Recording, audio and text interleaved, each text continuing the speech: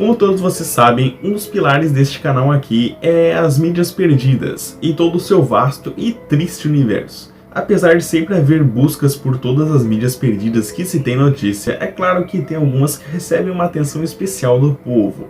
Então eu pensei em trazer um vídeo de algumas mídias perdidas que são importantes, mas que talvez elas não tenham todo o reconhecimento que deveriam, ou pelo menos elas não são tão citadas em vídeos de lista, por exemplo. Eu vou fazer então um serviço para a comunidade, então vamos para o vídeo.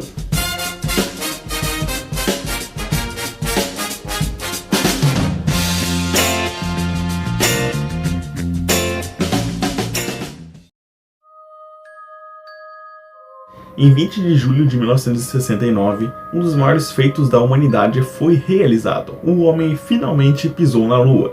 Neil Armstrong pisou na superfície lunar, seguido de Buzz Aldrin, que realizaram um feito histórico e transmitido para o mundo todo. Apesar de sempre estar envolto de algumas teorias, a filmagem ela foi transmitida ao vivo para o mundo todo, sendo gravado lá na Lua por uma câmera Super 8. Com um filme de 16mm de alta qualidade. Sendo captada na Terra, os sinais SSTV eram ramificados em dois, um sendo gravado como backup, enquanto o outro deveria ir para as transmissões ao vivo na televisão. Porém, o sinal SSTV era incompatível com as televisões da época, tendo que ser convertido em NTSC. Porém, isso foi feito de uma maneira extremamente primitiva. Tipo, os caras pegavam o sinal, projetavam numa sala e gravavam essa projeção com uma câmera compatível com o NTSC, cara, tipo, uma coisa completamente patética. Alguns anos depois, com a preservação das filmagens originais das outras missões Apollo, a NASA finalmente foi atrás das filmagens originais da Apollo 11. No entanto, nada nunca foi encontrado. Segundo a própria NASA, as fitas provavelmente elas foram reutilizadas com as filmagens originais sendo completamente perdidas.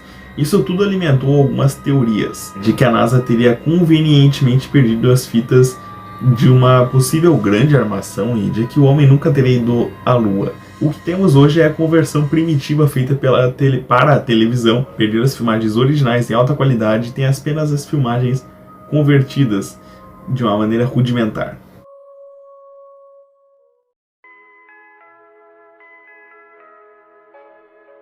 Este aqui talvez seja um pouco polêmico, já que não necessariamente o filme está perdido, mas sim ele está apenas indisponível para nossa visualização. A trama de The Day the Clown Cried, ou O Dia que o Palhaço Chorou, seguia um palhaço de circo azarado chamado Helmut Dork, interpretado pela lenda da comédia Jerry Lewis. Helmut acaba ficando bêbado em um bar e zomba do ditador bigodudo, sabe, aquele famoso? E por isso ia parar em um campo de concentração. Nesse campo de concentração, Helmut acaba assumindo a atividade de tornar o dia final dos prisioneiros jovens um pouco mais feliz. Pelo fato de Jerry Lewis ter aceitado fazer o filme com uma premissa tão sombria, a produção do longa chamou a atenção antes mesmo dela começar. Lewis chegou então a investir o seu próprio dinheiro na produção, para no fim acabar desistindo do seu lançamento. A qualidade do filme é a parte central deste mistério, pois geralmente se admite que o assunto ele teria sido um pouco difícil de lidar e realizar, por ele ser bem controverso. Um dos motivos que impediu o lançamento do filme ainda na década de 70 é que um dos roteiristas originais, Joan O'Brien, se recusou totalmente a autorizar seu lançamento. Mesmo com a sua morte em 2004, Lewis não quis que ele fosse lançado, pois o considerava ruim e errado, já que aparentemente as piadas não eram de bom tom com o assunto abordado. Em 2015, Jerry Lewis doou uma cópia do filme para a Biblioteca do Congresso, com a condição que ele não deveria ser exibido em hipótese alguma antes de 2024. Alguns trechos,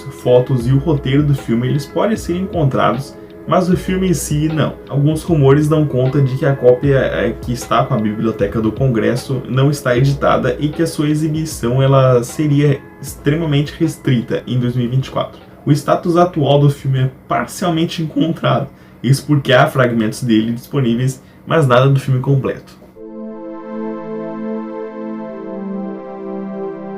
Sendo uma das versões mais conhecidas do sistema operacional Windows, é impossível de se pensar que, de alguma forma ou de outra, o Windows XP se perca algum dia, não é? Então, digamos que tem uma versão muito específica dele que, sim, está perdida.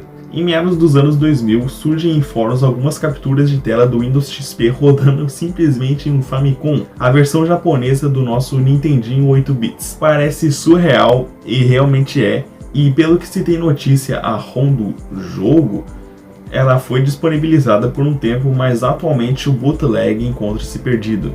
Apesar de parecer mais uma lenda urbana, os bootlegs do Windows 98 e do Windows 2000 para Nintendinho encontram-se disponíveis para baixar. E se vocês quiserem, tiver interesse em jogar, sei lá, rodar em um Nintendo ou em um emulador, é só vocês procurarem. Em 2013, um cartucho dele foi vendido no eBay por $89 para alguém da Tailândia. Essa venda deu a esperança de que o jogo poderia ressurgir publicamente, mas até agora nada. Apenas algumas capturas de tela comprovam a sua existência, mas elas também aumentam algumas dúvidas quanto à sua existência. Isso porque a BIOS que aparece é do Windows 98, enquanto alguns elementos eles são do Windows 2000, e isso alimenta a teoria de que esse tal bootleg ele nem mesmo seja real.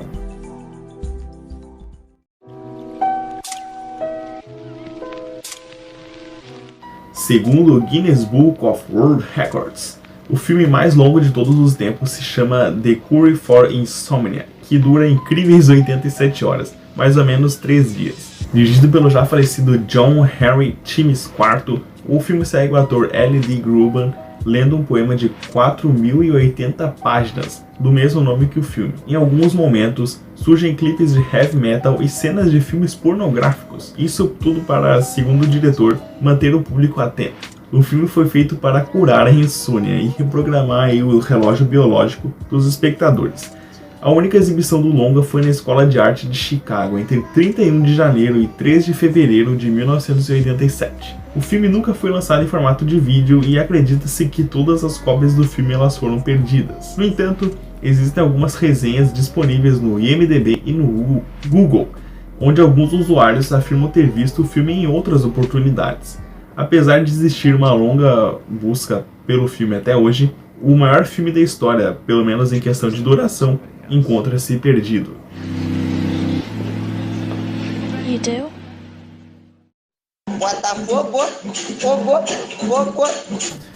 Bom, esse foi o vídeo de hoje, espero que tenham gostado, é um assunto que eu acho que pode ser interessante para alguns.